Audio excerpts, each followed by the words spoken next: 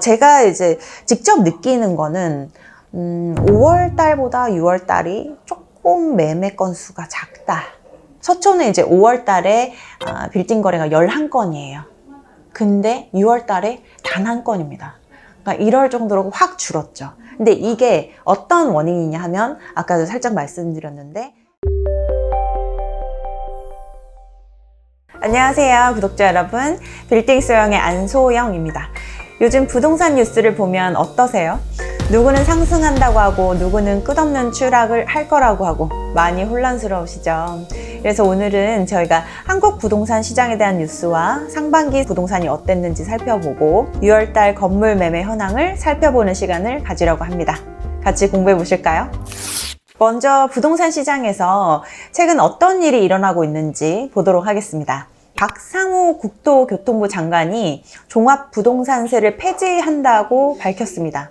또한 재건축 초과이익 환수제, 또 임대차 입법을 없애야 한다고 주장하면서 종부세는 부동산 수익이 많이 나는 것을 막기 위한 징벌적 과세 형태라 세금의 원리에 맞지 않는다고 말하였습니다.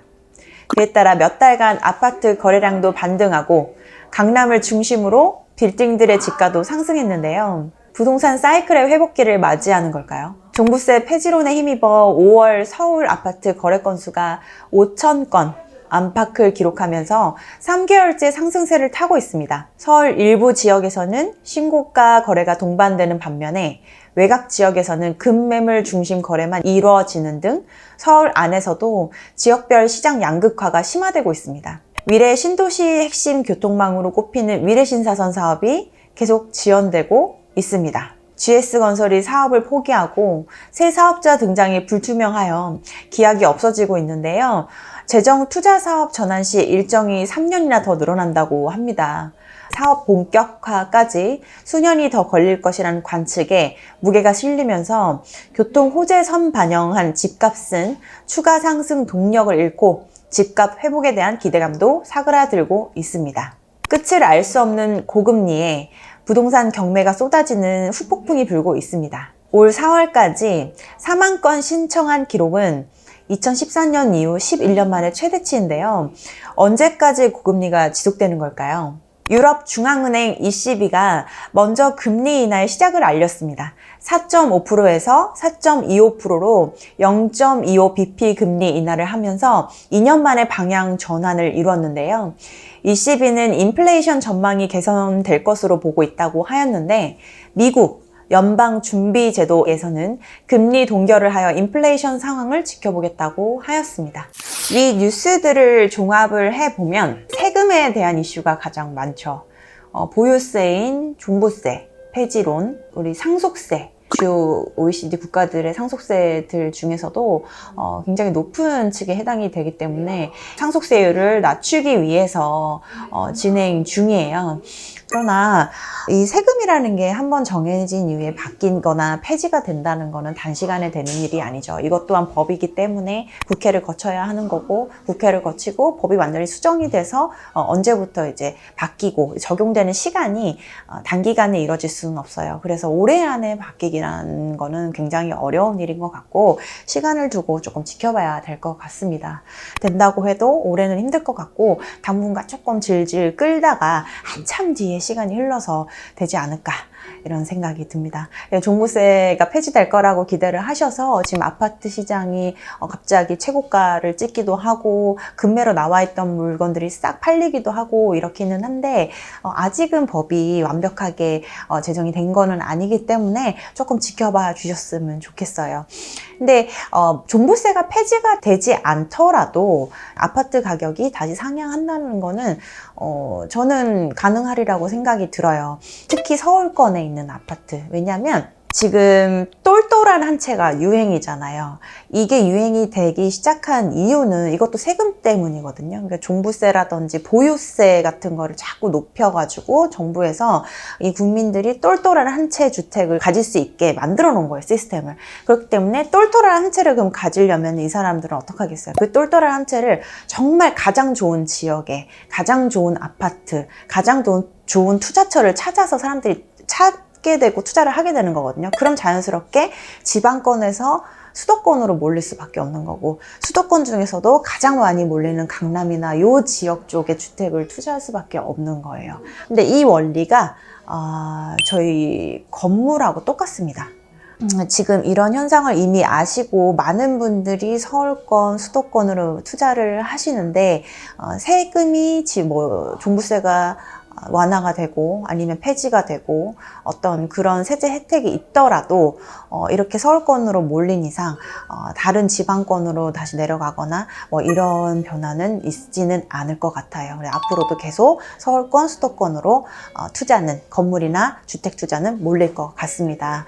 그러니까 미리 대비를 하시고, 그리고 금리가 아직 높기 때문에 매수가 막 활발하지는 않아요. 그러나 맨 처음에 우리가 금리가 굉장히 고금리일 때의 상황을 비교해 보면은 그거에 비하면은 굉장히 활발한 시장은 맞습니다. 왜냐면 물건이 없을 뿐이지 매수하시려는 분이 없는 건 아니거든요. 그래서 매수하시려는 분들은 이만큼 쌓여져 있고 물건이 없어서 계속 공부하고 기다리고 준비하시고 이런 지금 시간을 보내시고 있는 상황이기 때문에 빌딩에 투자를 원하신다고 하시면 조금 더 빠르게 움직이시고 더 좋은 공부를 조금 더 빠르게, 그러니까 유튜브도 계속 찾아보셔야 돼요. 이런 시간을 가지시는 걸 추천드립니다. 그렇다면 이 주장을 뒷받침할 현실적인 내용이 필요하겠죠. 그래서 제가 5월달, 6월달 이제 매매 현황, 그러니까 건물 매매 현황을 좀 살펴봤는데요. 제가 이제 직접 느끼는 거는 5월달보다 6월달이 조금 매매 건수가 작다. 이걸 느꼈어요. 여기 있으니까, 필드에 있으니까. 근데 아니나 다를까 제가 찾아봤더니 5월 달에 강남에 건물이 매각된 거를 총 개수가 단순하게 말씀드리면 21건 정도가 됐어요. 근데 6월 달에 지금 보면 8건으로 확 줄었죠. 강남이 이런데 그럼 서초는 어떠냐? 서초는 이제 5월 달에 빌딩 거래가 11건이에요. 근데 6월 달에 단 1건입니다. 그러니까 이럴 정도로 확 줄었죠. 근데 이게 어떤 원인이냐 하면 아까도 살짝 말씀드렸는데, 매수가 줄어서 거래가 안 되는 게 아니고 살 수 있는 물건, 투자 가치가 있는 매물이 확 줄어버렸어요. 그 이유는 지가가 상승했기 때문입니다. 그 지가가 또 상승한 이유는 뭐냐면, 매수가 이렇게 들끓는 걸 아는 사람들, 아는 매도자분들이 가격을 올리신 거죠. 그러니까 전체적으로 지가가 상승이 되고 그러면서 투자 가치가 높은 매물들이 줄어든 거예요. 네, 이럴 정도로 지금 시장 상황은 굉장히 뜨겁고 빠릅니다. 지금 금리 얘기를 하자면 전체적으로 앞에 기사에서 코픽스 금리가 내려가는 추세라고 했잖아요. 근데 반대로 이제 미국 금리를 따져보면 아직 동결 상태이기는 해요. 근데 분위기를 보시면 이 투자를 하시려고 계속 공부를 하시는 분들은 읽으시겠지만 반드시 내려갈 수밖에 없는 분위기입니다. 네, 그리고 현재 최근에 저희가 잔금을 치른 게 총 금리 4% 중반에서 언더로 내려가기 시작했어요. 아주 천천히지만. 그리고 본인의 신용도나 법인의 신용도에 따라서 금리는 차이가 많이 나는데, 신용도가 좋으신 분들은 지금 3% 후반대도 제가 잔금을 치렀어요. 그러니까 금리는 올라가는 추세는 절대 아니라는 거죠. 그러니까 금리가 내려가기 시작하면은 지가가 지금보다 더 빨리 상향합니다. 네, 그 전에 그래서 미리 공부하시고 좋은 물건을 알아보실 수 있는 눈을 키우시는 게 중요할 것 같습니다.